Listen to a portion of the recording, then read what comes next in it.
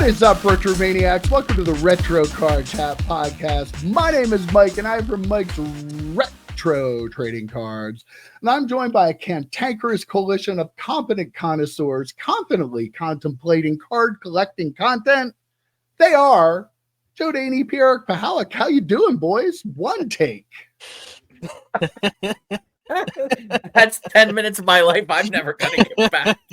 No, don't believe them. That was one take. A little bit of inspiration for you guys today. I thought you'd enjoy that.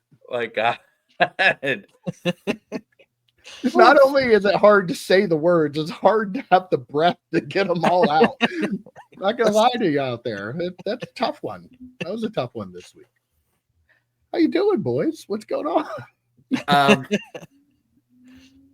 Ni hao to any Chinese viewers out there. Apparently, I saw somewhere that they are translating YouTube content to a bunch of different languages. They're going to dub it. And our buddy Frank said, I can't wait to hear EP speak in Mandarin. It's going to be fantastic. Or dubbed in Mandarin. Can you imagine that coming out of EP's mouth? That'll be fantastic. Those poor people are not going to be. They're going to be. Let's slow down. What? Yeah, do you think it will slow it down? Do you think it slowed down for the translation? I hope so.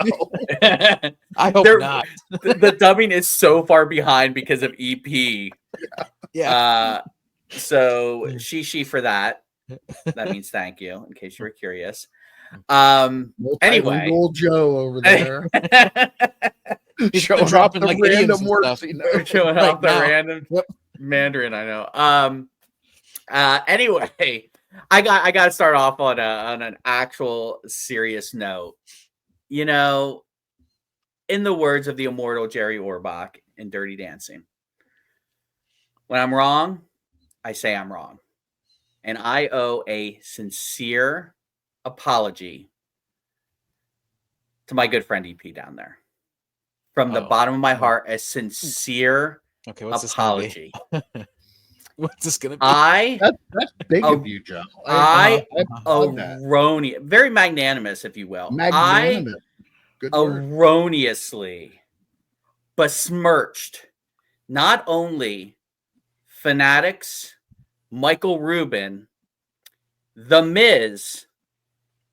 I also is it April 1st? Wait, hang on. Made EP sound like a golden retriever. I did an impression. It was uncalled for. Could you do that impression again in case nobody saw it? Because someone did correct me. Somebody clip that, please. In the comments last week that The Miz did not pull the Rock Auto out of one pack. He pulled it out of one box, and that's 12 packs. So he had 12 times the opportunities to pull that very difficult autograph. So with all sincerity, EP, Michael Rubin, Fanatics, and The Miz, I sit here sincerely apologizing for besmirching your good. No, I told you we're not doing this. No. We're not. Hey, no. Wait a minute. So you're telling me it might actually be easier to plant a card for someone to find by giving them the whole box instead of just one pack? I'm thinking that even more so now that it was planted and that Rock autograph was pulled by The Miz. I can't think of a good way to wrap this up, but it was planted so The Miz could pull that Rock autograph. EP, what say you? Now you know he got a full box. I still stand by that it could possibly happen randomly, and I think there is a chance it could happen randomly. I will leave it at that. That's just me. I take back my apology, as sincere as it was. They could just open a pack, slip one in, just seal it up lightly, throw it in the box, and because there are other packs there he's ripping, people won't realize that one was. I watch Whatnot. I've seen this stuff happen. So having the box would make it seem more legit. Mask it a little bit. Joe. That's why I was yelling at my conspiracy hat, but I think it's right this time. First off, I love that the conspiracy hat like has a spot in your brain, like what's his name, the Green Goblin in the Spider-Man movies, like the Goblin is talking to you, like the hat is talking to you. So or Gollum, you could say Gollum, as well, yep, from Lord of the perfect. Rings. Yeah. Definitely. It definitely does have a little. It does have a little piece of my brain there, but. All joking aside, someone did put that in the comments that it was a full box, and I knew EP doesn't read the comments, so I'm like, I'm going to give EP a nice, sincere apology. I think I'm using that word "sincere" right. Nope. I think no. Okay. Thank you. The other thing I actually wanted to sincerely talk about is thank you everyone who came out and watched us break a case of Cheers cards. We had more people watching than had bought into the break itself. We've gotten just a couple of over 300 views now, I think, on a 3-hour live stream. Probably the most views, with the exception of the one box I saw J Bob Sons, or 2 boxes he opened up on release day. But 300 views for a live stream that was like 3 hours long for a case break is kind of crazy. So thank you to everyone who came out and watched it. Thank you to everyone who participated in it. You're welcome. I do have 8 of the 12 packages all packed up. One person still needs me to get me their address so I can send them. It's packed up, but I still need their address to send it out. Yeah, I have yours. Yours is actually your base set right now had been used to Frankenstein some other base set, so I still owe you a couple of cards for that. I was gonna offer that, and then I figured, no, I'm probably that. the Frankenstein. Yeah, we had to Frankenstein a little bit.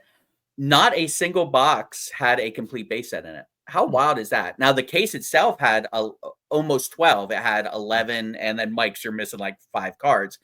But yeah, that's like the collation in the case is really good, but the collation in the boxes weren't. But I just want to thank everyone who trusted us to do a break for them. I had people text me on the side and were like, this is the first break I've ever done, probably the only break I'll ever do. I wouldn't trust anyone else. Like, some very, very nice comments. So thank you to everyone who participated. Your packages will be out. They should be out today. As you're listening to this, they should be in the mail today.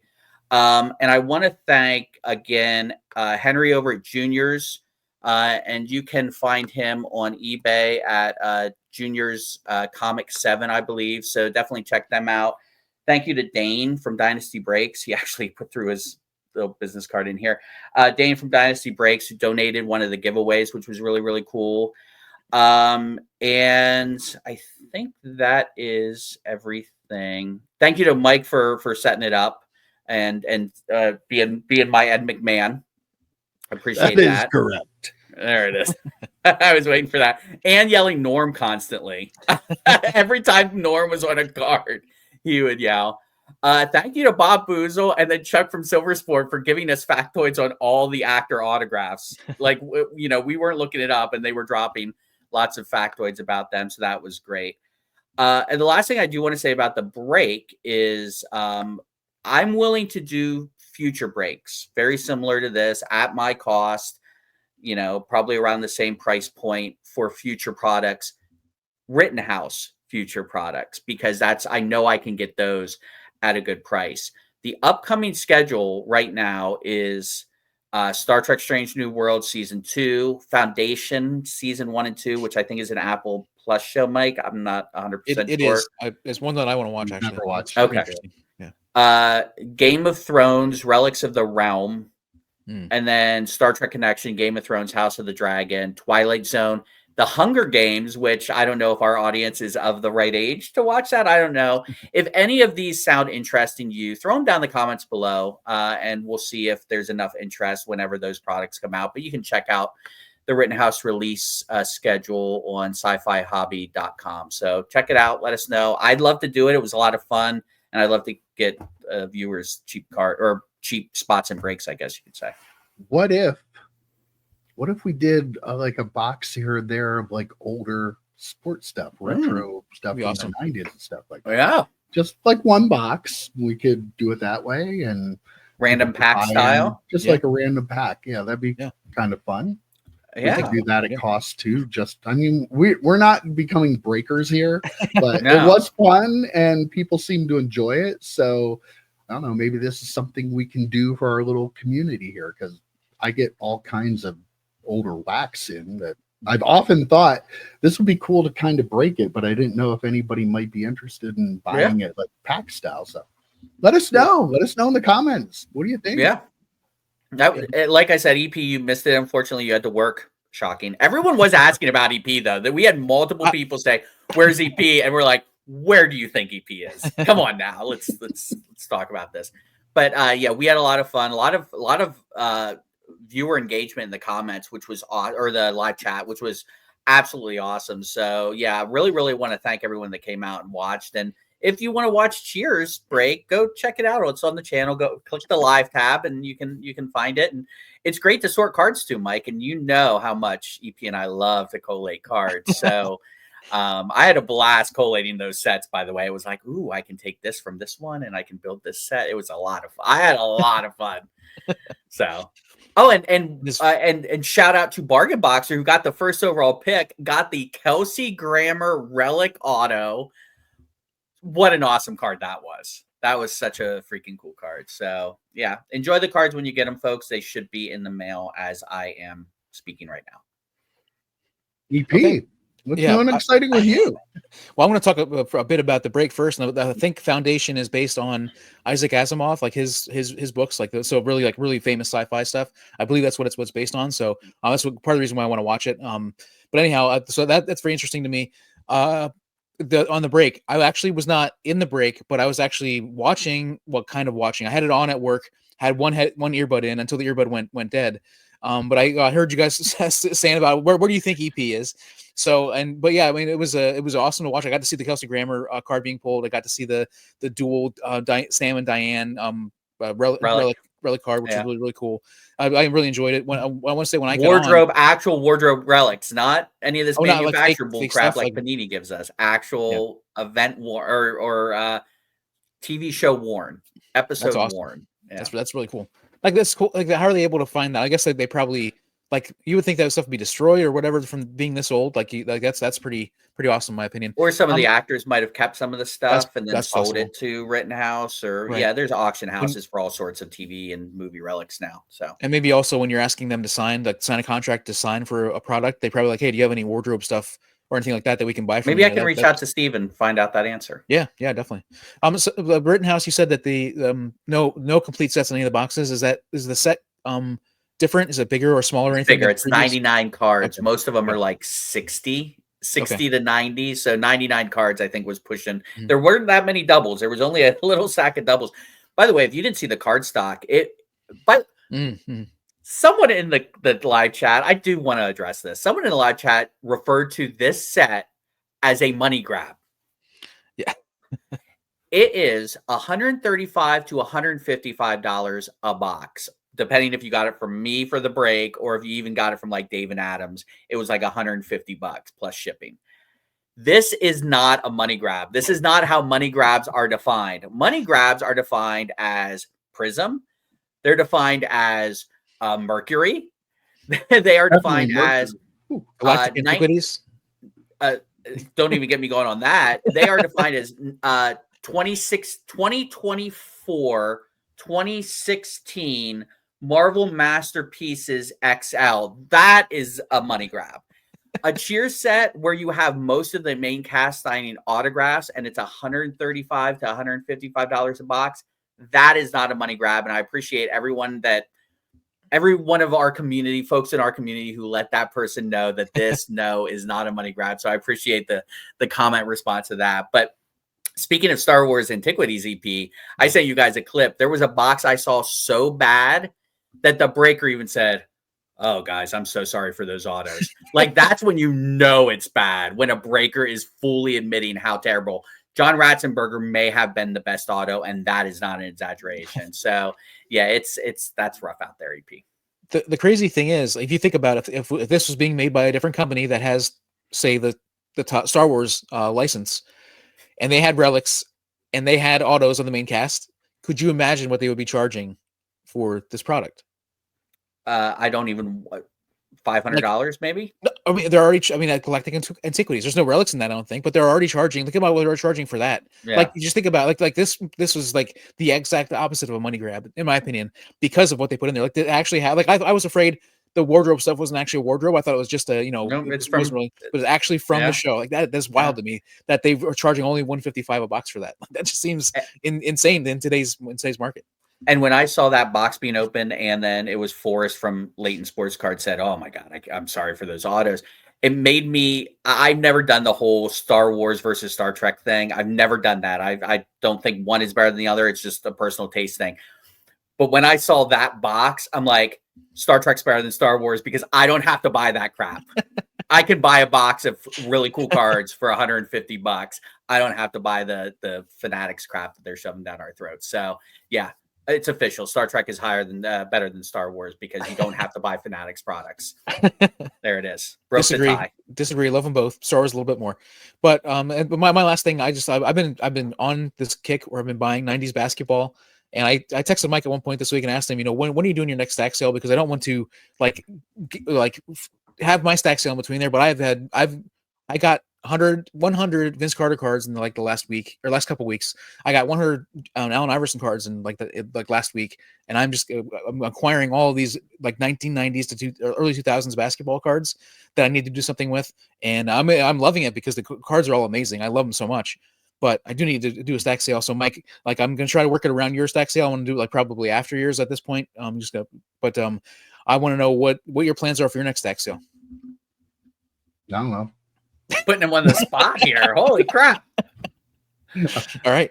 I'm either late March or early April.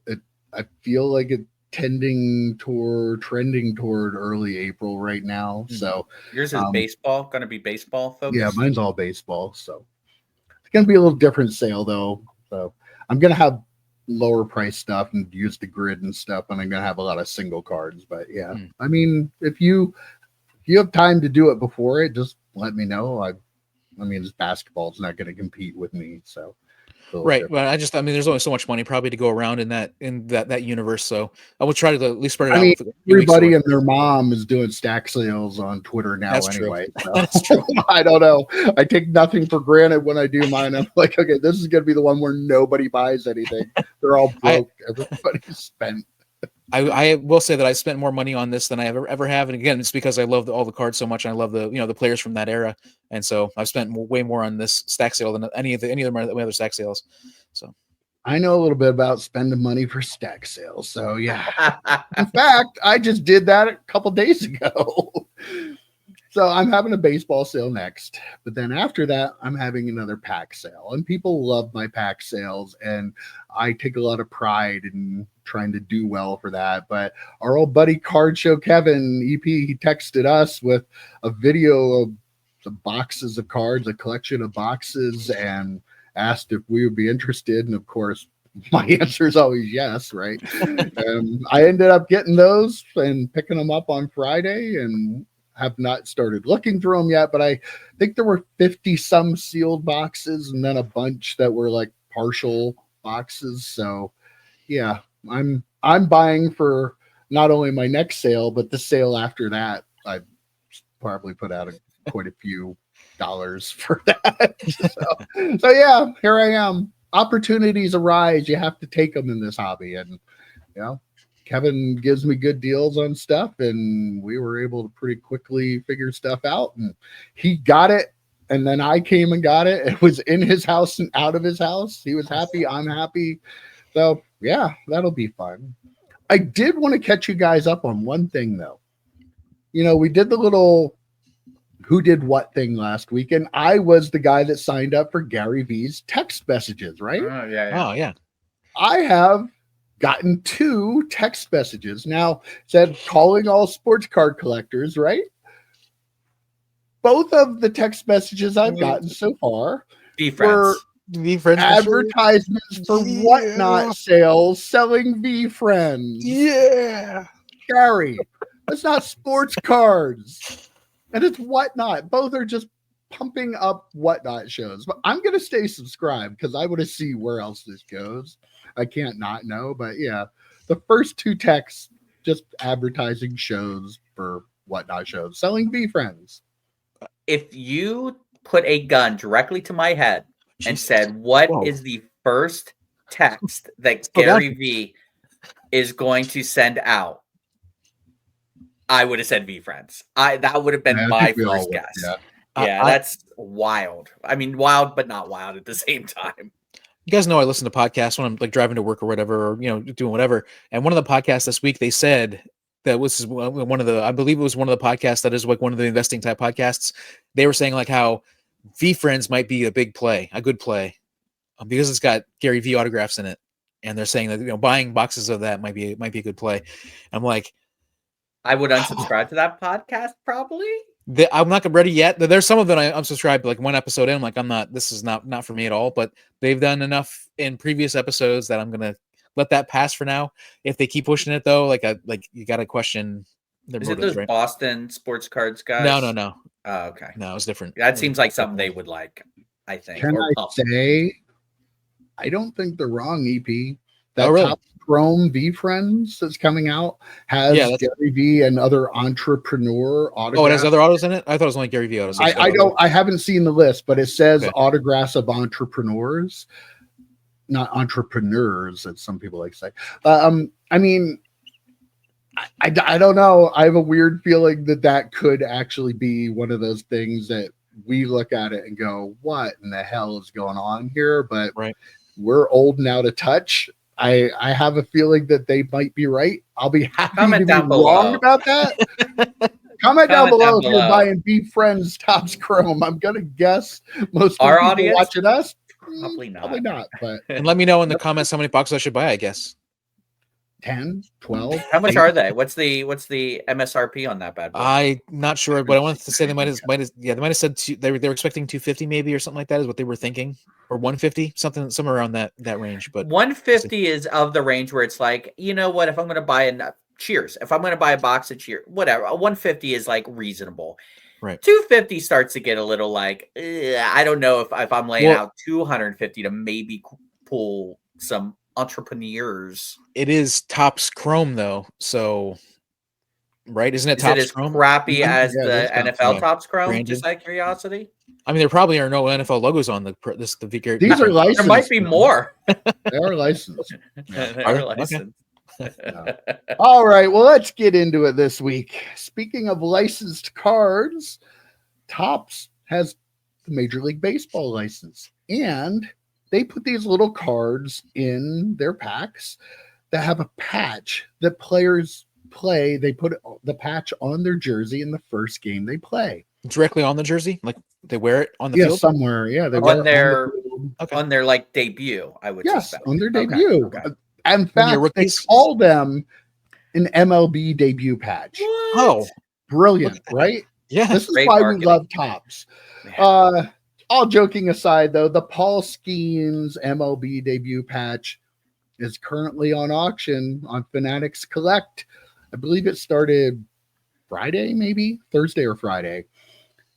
As of recording this show, the last time I looked, because we're clearly live on Monday morning, but I didn't get a chance to check before we started today because of all the times I had to do the intro. But it is currently with the buyer's premium at $660,000 already. It's over $500,000 card. We kind of figured that, but my question is, where's it going to end up?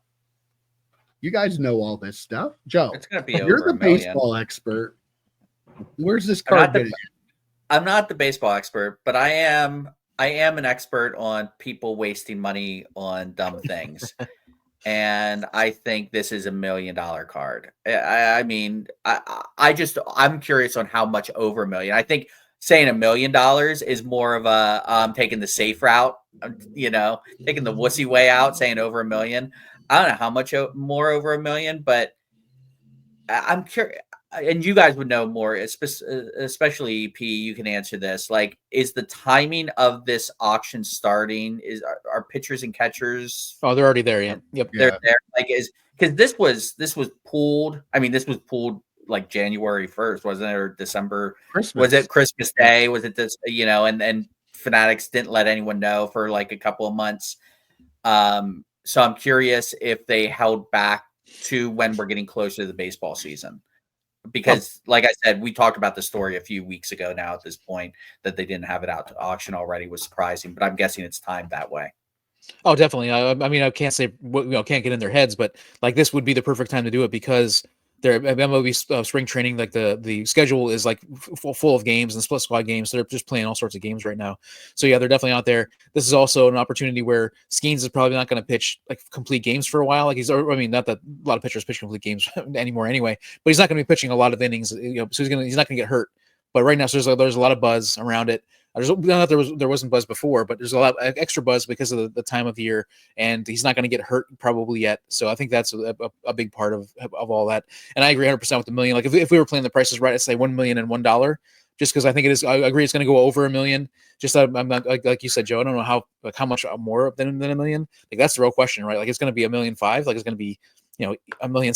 Like I mean, I doubt it'll get quite that far, but it's definitely going to go over $1 million at this point. And this is one of those cards where the person's probably thinking they're making an investment, but they're probably gonna regret it, right?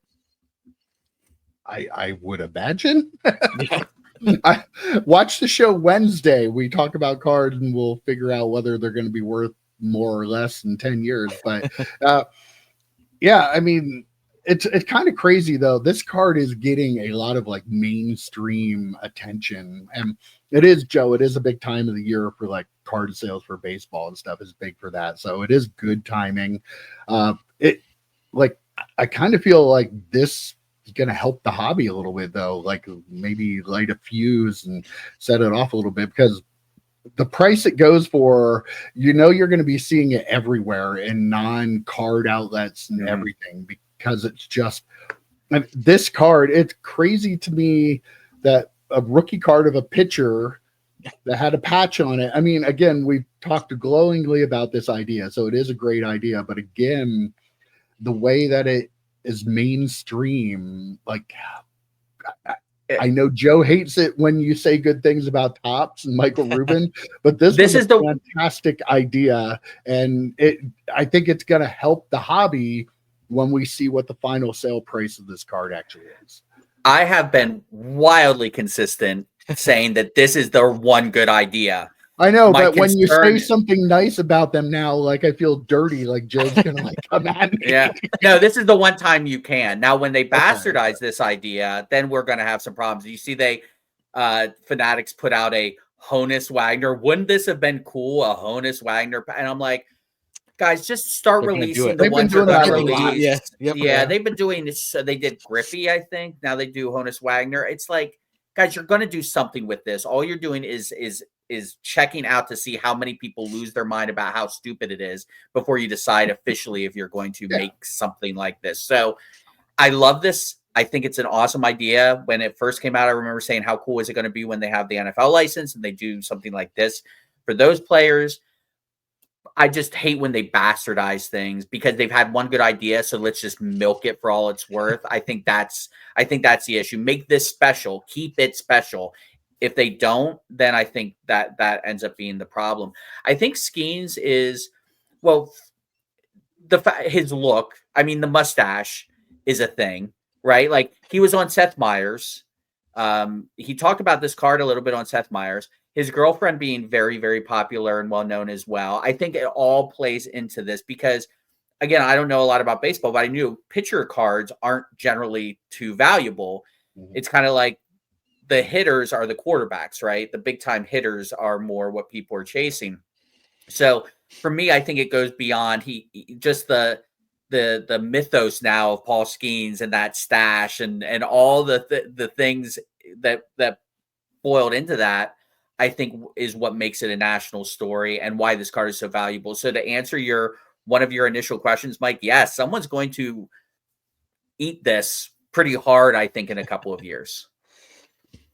Yeah, I agree 100% with everything you said about the Skenes stuff. Like you expect this to happen with like a Gunnar Henderson type player who like a shortstop, supposed to be a slugging hitter, a player like that, or Julio Rodriguez, or a player like that is typically the player that the MLB collecting community rallies around. But Skenes is so good, and you think about it, he's playing for the Pirates too. Which no offense to your Pirates, Joe, but I mean they're not this. My pirate. Wait. Let's examine that. My Pirates. You've been to the Pirate Stadium a couple of times. You said they're your team. So they're your team. Drink at the Pirate Stadium. I drink at the Pirate Stadium.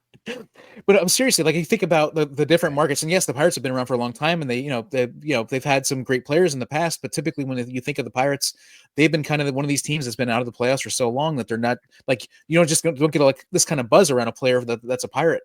And so to have Paul Skenes, like you said, Joe, it takes all that kind of stuff all together. But then also he is just like this outstanding pitcher, like just like out of this world talent that you really hope that he can stay healthy because of how good he is. And I end up with this like the Hall of Fame career. Hopefully, again, this only is like second year, so I'm putting the cart ahead of the horse. He has him in the Hall of Fame already. Yeah, I mean, like if he can stay healthy and continue to do what he's doing, he's a lock for the Hall of Fame because of how good just how dominant he is. Well, let's pump the brakes on the Hall of Fame thing. All it takes is one injury. Like if he gets the same injury that Shohei got, he doesn't have hitting to fall back on, right? So let's calm down a little bit with that. One really quick story, though, about the Pirates being in the playoffs. They were in the playoffs a few years back. I forget exactly the year. All I do remember is my workplace scheduled a public meeting, not even looking at the Pirates schedule, assuming there is no way the Pirates, because they never make the playoffs, will make the playoffs. We had no one show up to the public meeting because it was their one playoff appearance. They played that night, and we just sat around kind of looking at each other like, I guess we can just wrap this up because no one's coming. Literally no one came to the public hearing. It was fantastic because, EP, you're right. We schedule things kind of around assuming the Pirates are not going to make the playoffs. But here's a side question to this card. Does this card, let's say he keeps doing what he's doing, and he will not be a Pirate in a couple of years, right? We can all assume that. Mm-hmm. Let's say he keeps doing what he's doing. What's the value of this card when he goes to a different team, when he ends up on the Dodgers or whatever? Like, where does this card go? Because it's a very Pirate card, right? I mean, he's a Pirate in it. And I know other players have moved on to teams, and people weren't not collecting Tom Brady rookies when he went to the Buccaneers. I mean, it's a big example, a wild example comparison, but I'm just saying, what do his cards look like when he's on a different team in 4 years? Well, the wild thing with baseball cards, typically, I mean, just like I'm pretty sure similar to the NFL, even though it doesn't make any sense. Like when a player gets their super buzz, like when they're like the most buzz for that player, typically their cards never reach that level again. So if that happens their rookie season or their Bowman like first season, if there's a lot of hype there, or if it's their rookie season right before they get called up, or if they have a huge AAA or something like that, typically their buzz peaks at like one time, and then it never quite reaches that level. But I think with this Skenes card, it's different because it's this one of one. It is the new Superfractor, the new card that everybody thinks is the card. Like they put up on a pedestal for all these players. So this is I think this is going to be like a test case for that kind of card. I'm interested to see what happens to it, where it goes. This could break that mold and be worth more down the line than the other cards. I'm not saying it's going to be. I'm saying it could be. We'll see. Especially when he goes to the Hall of Fame in a couple of years. Isn't he already in? All right. Well, switching gears here. The interesting timing on this with like all the Paul Skenes. One of the things about this sale is this is Fanatics Collect's like big debut kind of to the world. Yes, they've been around. They've been another company, whatnot, but they weren't whatnot. You know what I mean? But anyway, got myself there. But this is their big sale. Like this is their coming out party for the world to see. And they're actually, going to be a major player now. They have that little bit of an inside track on getting some of these cards, but not that this card level, but eBay announced that they're going to be offering a 50% discount on $1,000 plus cards from their final value fees through May 4th. Now, Joe, I kind of sent this to you because I feel like the timing of this, I've talked many times before how eBay with like musical instruments and stuff offers a lower fee than everything else.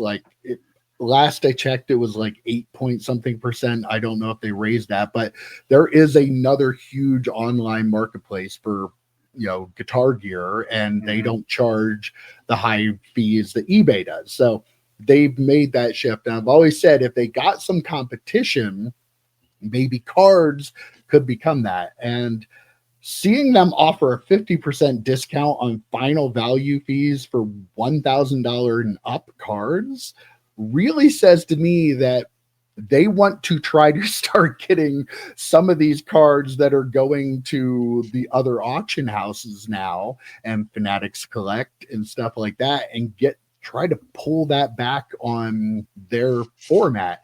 Obviously, the Skenes card is like a totally different thing altogether, but like people that have more expensive cards, I think they're trying to preemptively keep people that are going, oh, Fanatics Collect sells cards. Let me check their fees out and maybe I'll try them. They're trying to get the people to stay with them or to give their cards on eBay. Am I right? Or am I reading way too much into it? Is it just a random thing they're doing? I mean, companies don't do random.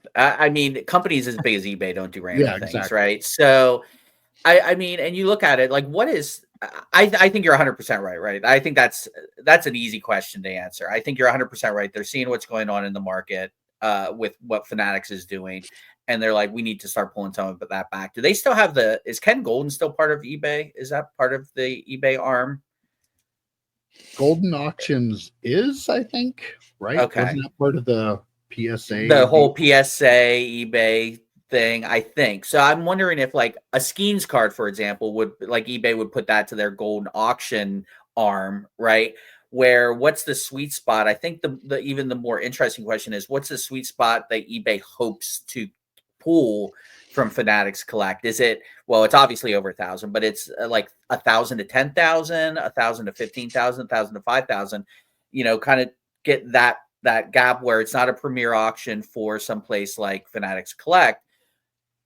But it's a good enough price where eBay makes money, but even more importantly, the seller feels comfortable going through eBay to sell their cards because admittedly, I mean, Fanatics Collect is simple. You send them the card. Sometimes you don't even have to send them the card in the Skenes case, right? They just have it already, but you send them the card and they handle everything. Or you send it like, I shouted out our buddy Dane from Dynasty Breaks. He's a Fanatics Collect authorized submitter or whatever. So you can send your cards to him, or if he pulls a card from a break, doesn't matter even if it's a Panini card. If he pulls a card from a break, he can send it to Fanatics or send it to be graded and then be sent to Fanatics. So I guess it's we want to incentivize people who normally don't want to handle the rigmarole of doing these cards themselves at a certain value level, right? So from 1,000 on, maybe some people don't feel comfortable handling it themselves, and they would rather send it to a third party like Fanatics Collect. It would be interesting to see if eBay ever got into that mold as well. Maybe put that test balloon out there, say, "Oh, just send us the stuff, we'll keep it, and then we'll auction it off for you from pretty much our kind of like PSA is from our own accounts." Mm-hmm. I don't know. There's meat on the bone for that for sure when it comes to the other things they could do to chip away at the Fanatics. But just a general overall thought, yeah, I would not be surprised if this was in response to Fanatics Collect getting more and more buzz to the point where breakers are even suggesting that they'll submit cards for you on your behalf. Yeah, first off, I agree with Mike and Joe both on this. The companies don't do things like they do things on purpose. There's a reason for everything they're doing.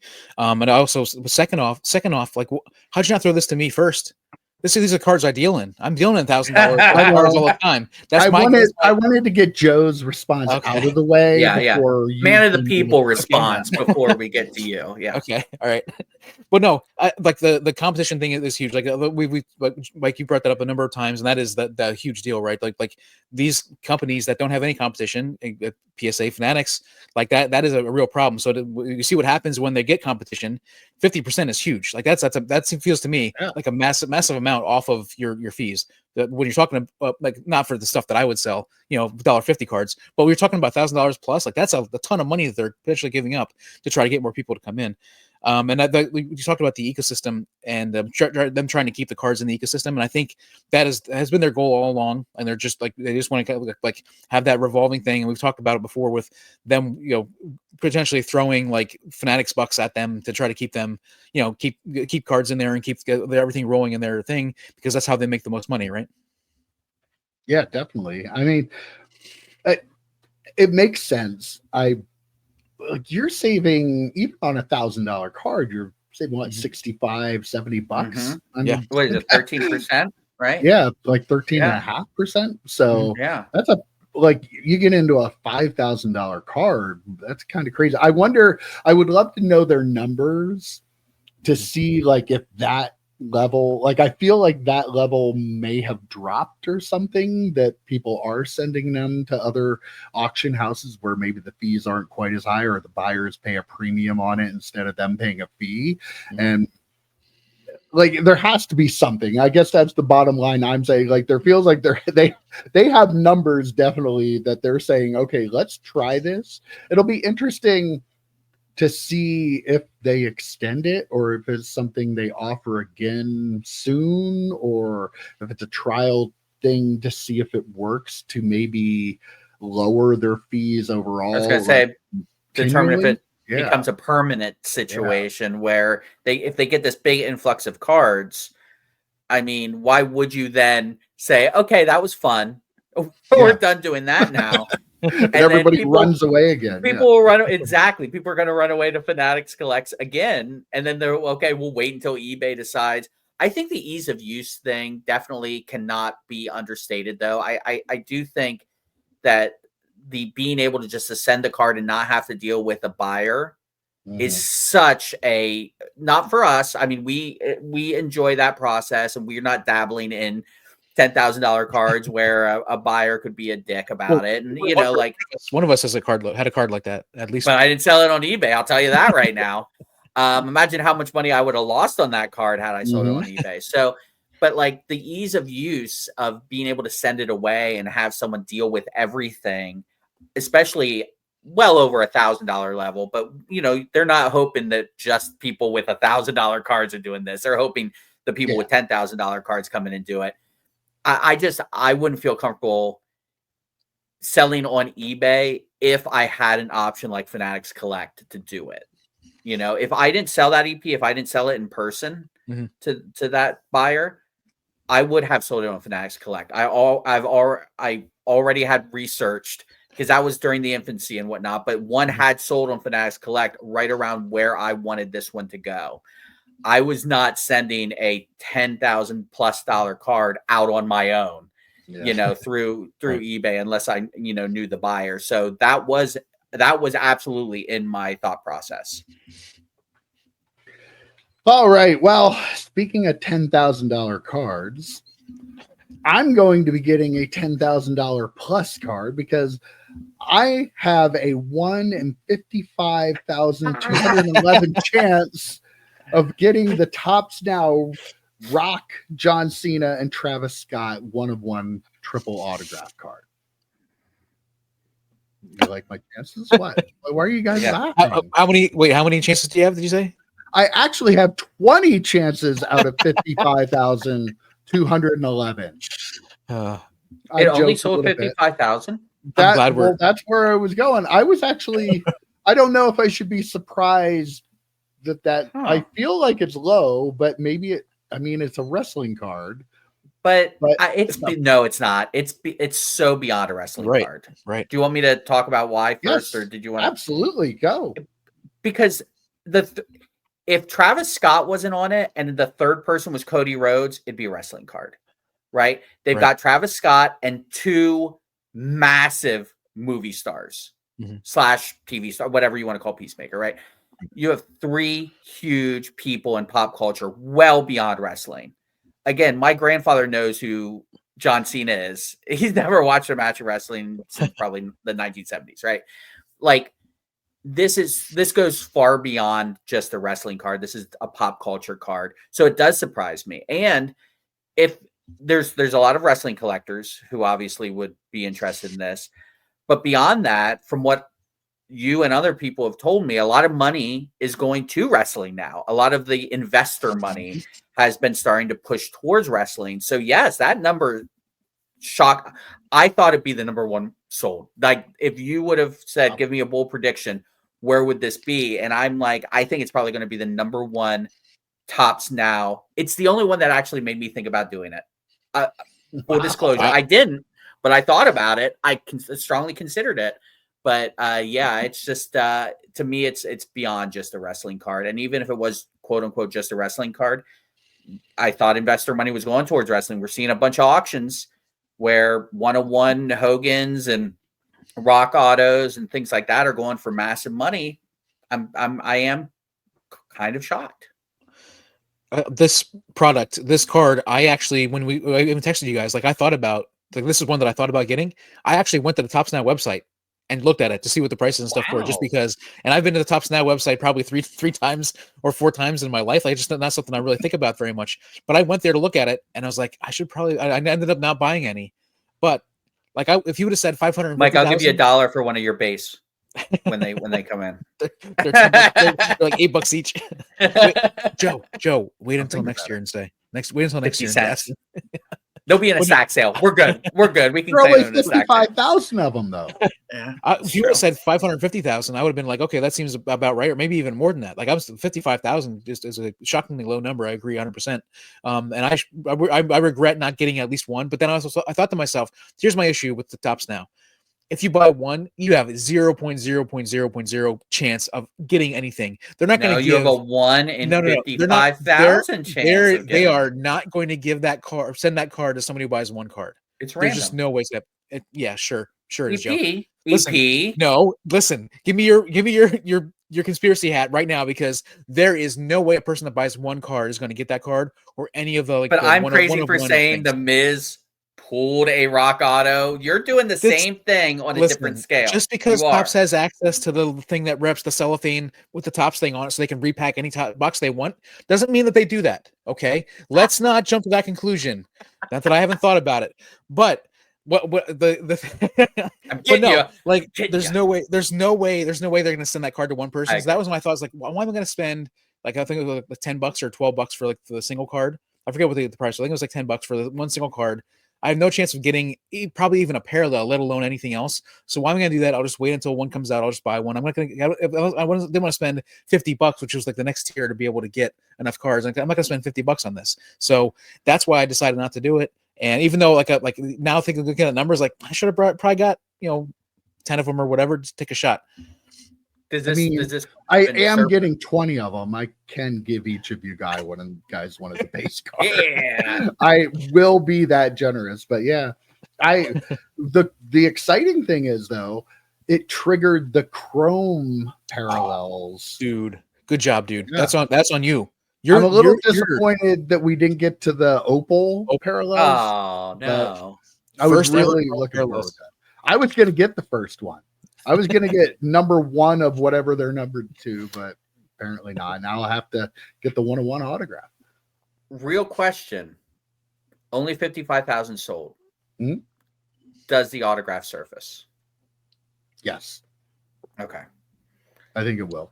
Okay. I don't, because we had kind of some concerns about one of the other Topps Now. The one that still hasn't been found. That hasn't been found. So I'm just saying, I'm curious on that. How many people for that one that has not surfaced? Like, how many bought like 1,000 of those cards and just have never gone through them to see if they actually have it, just because they have so many of them that they don't want to do it? Like, 1,000 They cards have is so much super easy money to go through. I went through 1,000 on Wednesday on that break. It's not that hard. But I could see people just being like, "Oh, I'll go through those eventually. I probably don't have it." Kind of thought. Like I just have so many of them. I think it's more people holding them to sell as it gets more possible that they could happen. Because they come separately packaged if you have a parallel, I believe. Oh, really? Okay.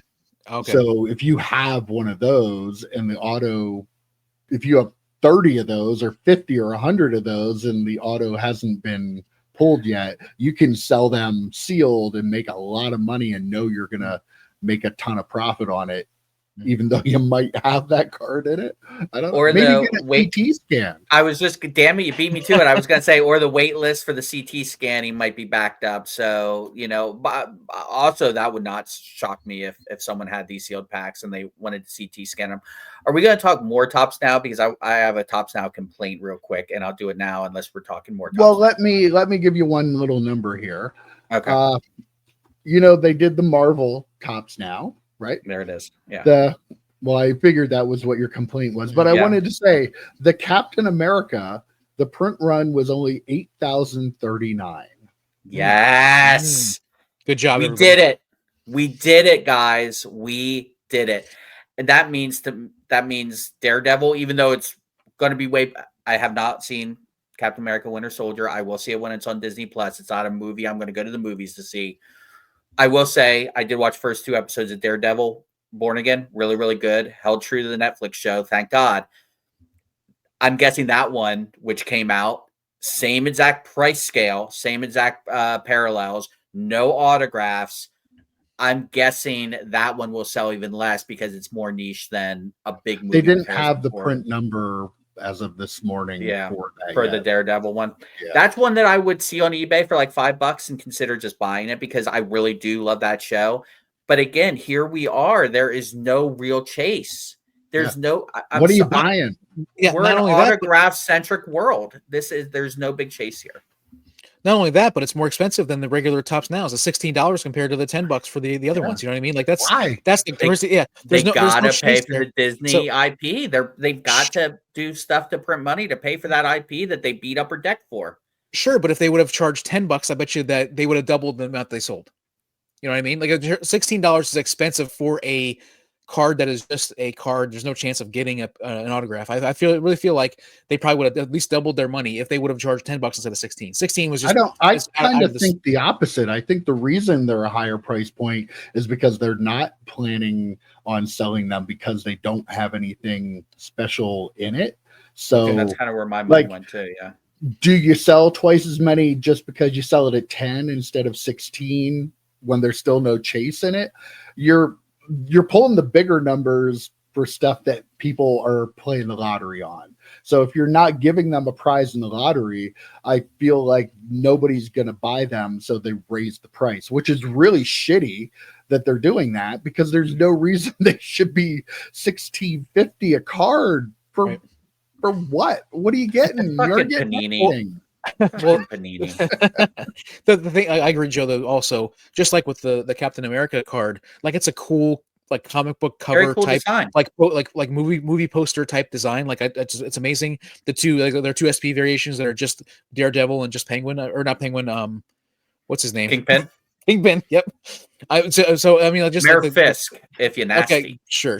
But yeah. So just the two have the 2 SPs and the card. They look cool. It looks very, very cool. But not $16 cool. It's not going to be $16 a year from now. You're going to be able to find it in dollar boxes all over the place, probably. Absolutely.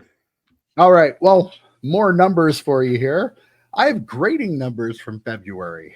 Turns out, even though February is the shortest month of the year. That's a good point. I didn't even think about that. It is. Huh. There were more cards graded in February of 2025 than any other month in history. Good job, everybody. 1.93 million. We're closing in on 2 million total cards graded in a short month. PSA graded 1.44 million. CGC 287,000. SGC 146,000. Beckett threw in 53,000 just because. Here's a really interesting number. PSA graded 678,000 sports cards, and 771,000 trading card and non-sports. They're grading more trading card game cards than they are sports cards now. One set of Pokemon, one of the 2024 sets, had over 70,000 cards graded from the one set. Also, I have the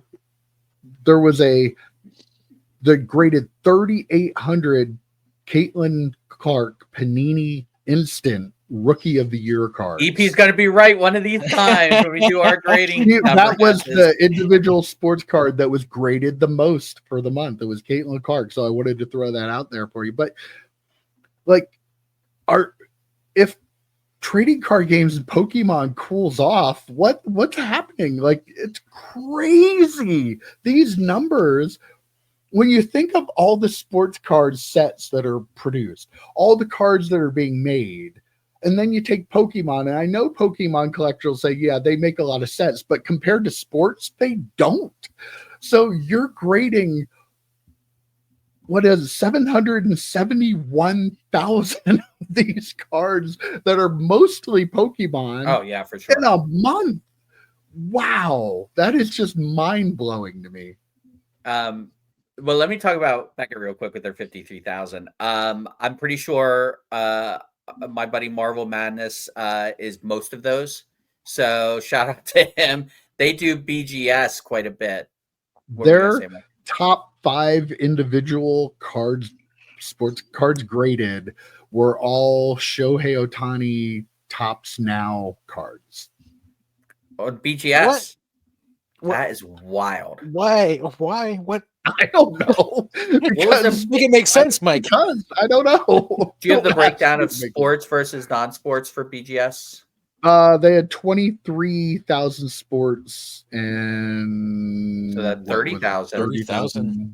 Yeah. I guess. Jeez. That I've been telling you guys, there is this segment of the collecting world, especially non-sports folks, that still love Beckett. I mean, I don't get it. I mean, I like Beckett for certain specific things, but I don't get sending random Marvel cards to Beckett, and a lot of folks still do that. I do want to say I did mention earlier that our buddy Bargain Boxer got the first pick in our Cheers draft and drafted the Kelsey Grammer relic autograph. And I was going to text him, and I didn't. I was going to text him and be like, so do you want me to send this directly to PSA to be graded, or how do you want us to handle that? Because I know Bargain is not a big fan of grading. I just put him in a pro mold, and he looks beautiful. But these numbers, we're going to hit 2 million probably. When's the first month with 31 days? Is it this month? Is it this month? Yep. So it's going to be, we're going to hit 2 million, right? Yeah. It's wild to me that people are still grading so many cards, because so many cards now, even getting a 10, you're barely making the fee between the shipping and insurance back, between the value of the card that you could get selling it raw. You're barely making the fee back with the fees to sell it. I mean, all of these things, how many of those almost 2 million cards are you at best breaking even on? How many are you losing your shirt on? It just be a little bit, and we don't want to yuck other people's yums. If grading is your thing, cool. I get it. I have a couple of graded cards, but I just can't imagine all of the cards you're sending in to be graded need to be graded. I can't imagine that they do. Well, I got a couple things. First off, I think I think there's less flipping going on in the Pokemon space, where I think when somebody buys a PSA 10 of something, they probably are more likely to keep it in their collection as opposed to buying it to flip. Maybe actual Pokemon collectors do that, EP. Maybe you're right with Pokemon collectors. Yeah. But I guarantee you the people who could not tell you what a Charizard or a Pikachu is, who are buying all these Pokemon cards, they're not keeping them. And there's a lot of investment money now going into Pokemon cards. Those people are not putting them in a shelf and waiting, holding them in their PC. I mean, there's too much investment money in Pokemon right now. Okay. I think part of what's driving up the numbers also is like you were saying, Joe, like if you send a larger order to PSA, it's gonna like the price of the insurance, all that stuff is gonna be less. And so if you send in a larger order, it makes more sense. So that's why part of the reason why they're doing it. Also, typically Pokemon cards, if the centering is good, there's typically that's what you're looking for because of the card stock or whatever. Centering is pretty much the number one thing. Obviously, no white showing or whatever, but if it's well centered, you can typically tell if a Pokemon's going to be a really good a 9 or 10 grade. And in a lot of cases, I think they're easier to grade. So I think a lot of people can look at them and say that. We also have the prismatic evolutions, which came out, which they're $140 for an Elite Trainer box. Like that stuff is insanely expensive. There are God packs in it, which people are saying like $1,400 to get one of these God packs, which are impossible to pull. You'll see them on social media on different videos and stuff, people pulling them, and that is also driving the interest, I think. And this one set has just made everything go crazy. I'm guessing that probably has driven a lot of people to even send in older cards, stuff like that from this set and from previous sets. The $70,000 for the one set, I'm guessing it's probably that Prismatic Evolutions, but I'm not sure when that dropped. It was 2024. No, it was a 2024 set. Yeah, was it? 2024 set. Yeah, okay. I forget what it was, but it wasn't that yet. Okay, so I'm sure that'll be next month. Yeah, next month. Yeah. Absolutely. So $2 million, chalk it up right now, or 2 million cards graded, chalk it up right now. Yeah, because of that. Yeah. And Caitlin Clark, the most graded 3,800 cards. How did you not save that for a quiz, man? Like that was one I could have got, dude. And you should have texted me ahead of time and told me so I could say Caitlin Clark first just to screw with them. Actually, while we're on Caitlin Clark, I just have a real quick aside. I have a question for our audience. If you ordered from Dick's Sporting Goods, pre-order WNBA Prism, have you received it yet? Mike and I both ordered months ago and still no tracking number. So I'm curious if anyone watching this may have ordered some because it's still preparing. And I'm like, it's been out for a little while. When are we going to get our Caitlins? We're going to get out of 5s at least, I would suspect, each. I was getting the 101. You guys are both getting 101. Yeah, okay. Well, we're good. There's probably enough of them for all of us to get them. Yeah. Going back to the Pokemon, though, here's a theory I have. You have, at least I see a lot of sports card collectors who have gotten into Pokemon. Not because they love Pokemon, but because there's money to be made in Pokemon. Even though an Elite Trainer box at $150 for a Pokemon collector is a lot of money, for a sports card collector, they're like, that stuff's only $150.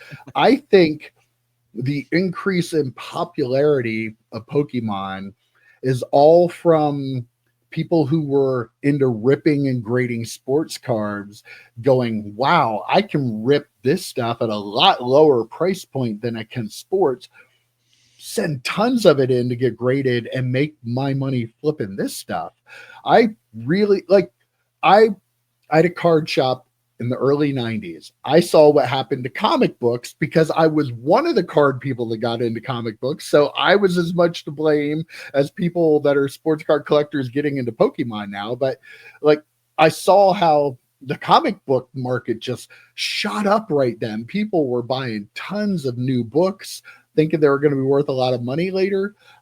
I'm a little worried about Pokemon because of all of the people. I think there are so many people involved in Pokemon now that aren't Pokemon collectors, that are the sports card people that got priced out of opening new product and they see this as their way and they're buying tons of this product, ripping it and sending in to get graded. You're 1,000% right. 1,000% right. And you didn't even mention you also got into Pokemon too. I mean, you were a card shop, so you obviously did. But Pokemon was big for you. You were trying to get it on the secondary, third-dairy, whatever market. Jimmy Bumstead coming to your house, I could get wherever it. You could get it. So a buddy of mine asked me, he goes, "Why do you think Star Trek cards have gone up in value?" And he goes, "Do because you think of your video? It must be my videos." But he goes, "Do you think people?" like investors are getting in the Star Trek market? I said, I don't think so, but I just hope not, because to exactly your point, Mike, you're pushing actual collectors out of being able to collect something they want to collect. Like the young lady we saw on that terrible documentary. Collector. I know all about that. Same thing happening there. The young woman in that terrible documentary. She was the only one we liked in it. And she was a big time Pokemon content creator. But she was even saying that she, at that time, was kind of getting pushed out of being able to buy some of this stuff because it was so expensive. It was being driven by investors. It's happening now, but to the nth degree.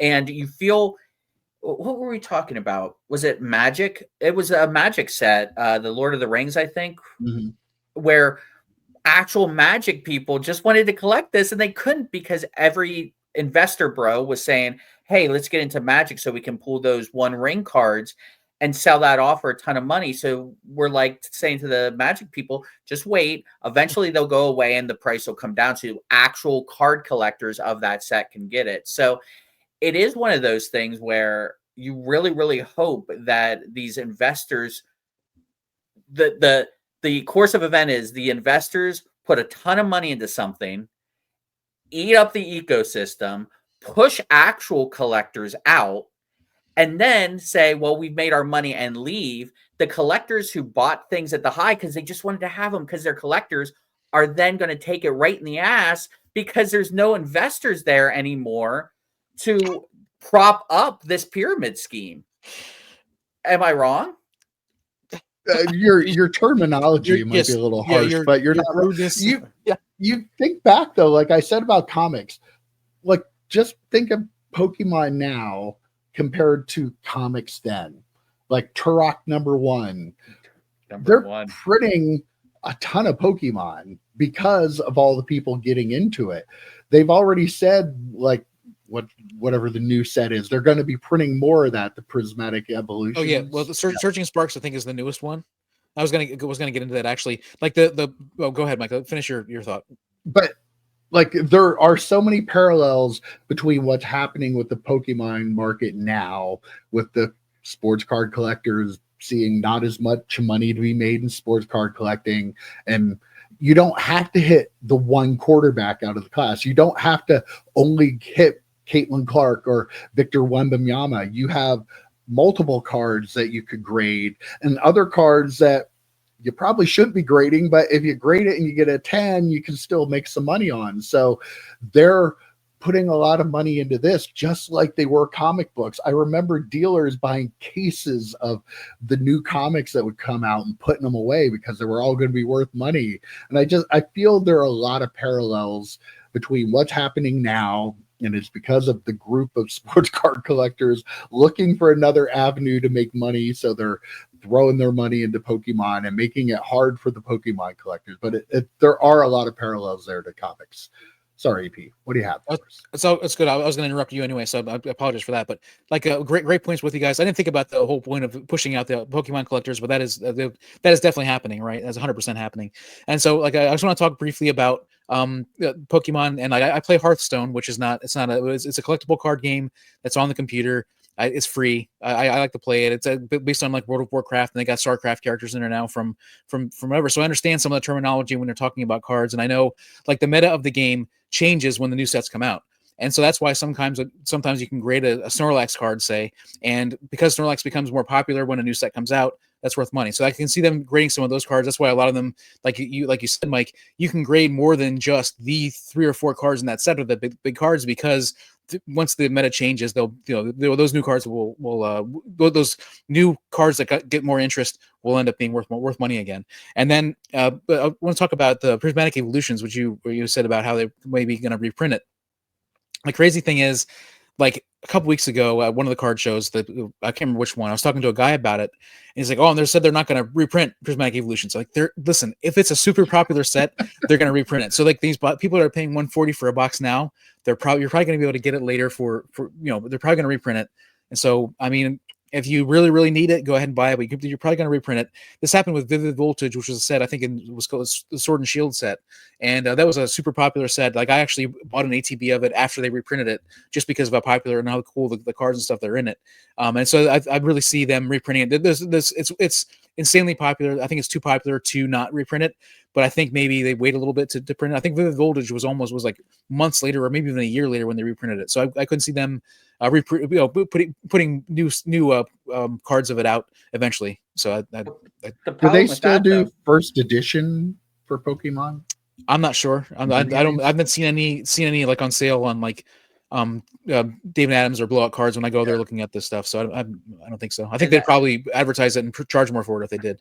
And that's a really good point, because EP, if they reprint it, that just means that the investors have more to gobble up and then gouge the collectors with anyway. Like, I don't think it's, there'll be more out. Well, yeah, but it's still all going to get bought up. Like, I don't think until the investors are out of it, like, we can't make any more money.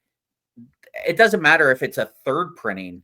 They're still going to gobble this up and then screw over the collectors who they are then selling it to, or they're going to open it up and try and PSA 10 stuff and then sell those to collectors at exorbitant prices. I mean, like, we talk about the overprinting from Topps and Fanatics and Panini all the time.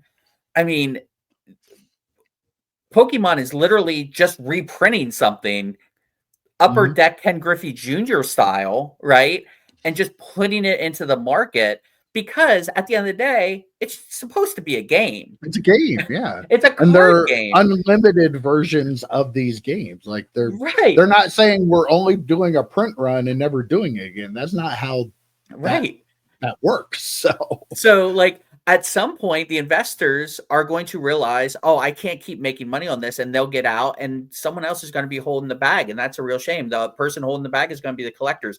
Turok 101, I do not see a comic book collection video that I watch on YouTube that does not have a Turok #1 in it. People that never looked at a comic book in their life has Turok #1 in the basement somewhere. It just materialized. All right, I'm going to wrap things up with a little list here for you, because I like to do that. And I like to ask AI to come up with things every now and then and try to make you guys guess it.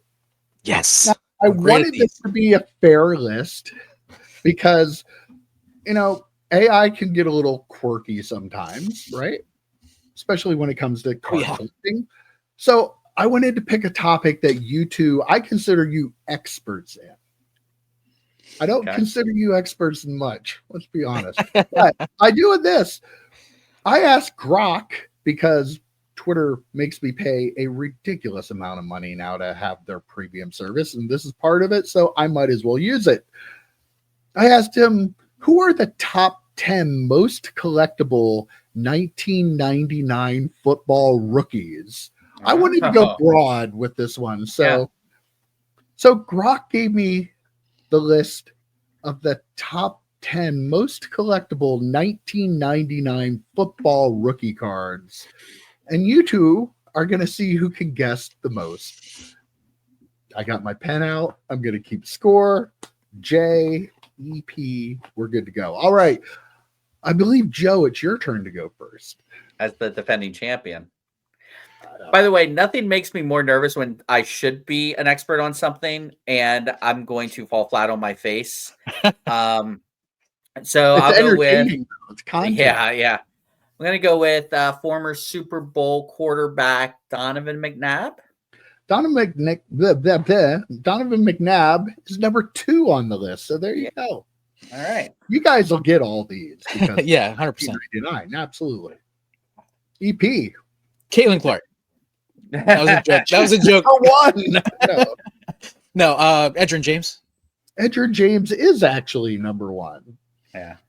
Okay, we're tied up at 1 each. I was going to spoil where I use this player. Ricky Williams. Ricky Williams is #3 on the list. Guys are cruising right through it. Champ Bailey. Champ Bailey is #4. Wow. Boy, Grok doing a pretty good job with this list, don't you think? Not bad. Torrey Holt. Torrey Holt on the list at #9. What? Yeah. Doesn't get the love. Does not get the love in the hobby too. Like, that's not a thing. So, like, Dante Culpepper is ahead of him?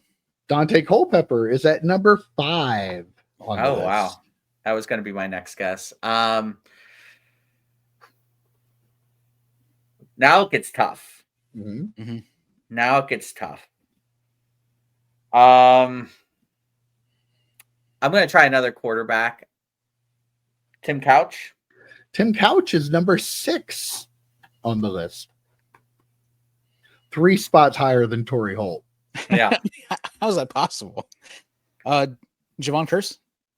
Javon Curse at number 10. That's a good one. 10. Jeez. 10. Hall of Famer. We're tied up at 4, and there are only 2 left. He's not going to be on the list, but I'm going to say him anyway. Dan Campbell. No, Dan Campbell is not on the list.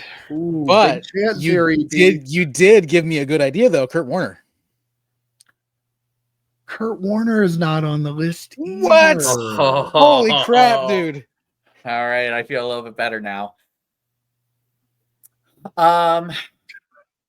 Kurt Warner is not on the list. That's crazy. Good job, Grok.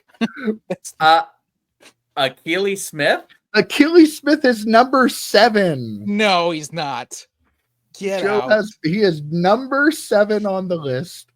Gosh.